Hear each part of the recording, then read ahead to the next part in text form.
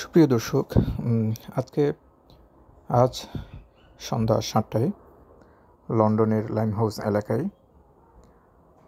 একটি বাইক এবং কারের সংঘর্ষে একজন গুরুতর আহত হয়।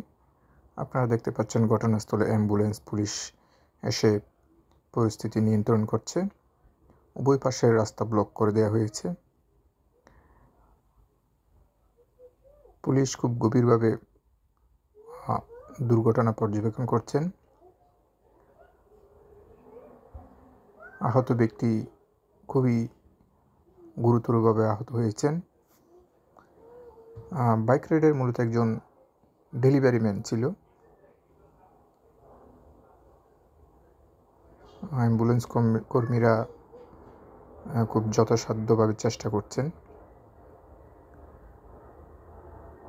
ইতিমধ্যে গণমাধ্যম কর্মী এসেছেন।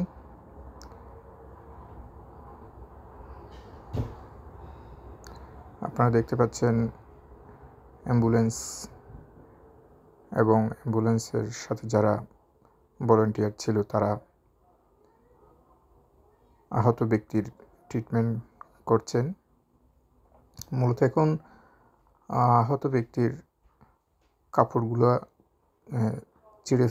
খুলে ফেলা হচ্ছে, যাতে ওনার পুরা বডিতে সুস্পষ্টভাবে দেখা যায় কোথায় কোথায় উনি ইনজুর্ড হয়েছেন।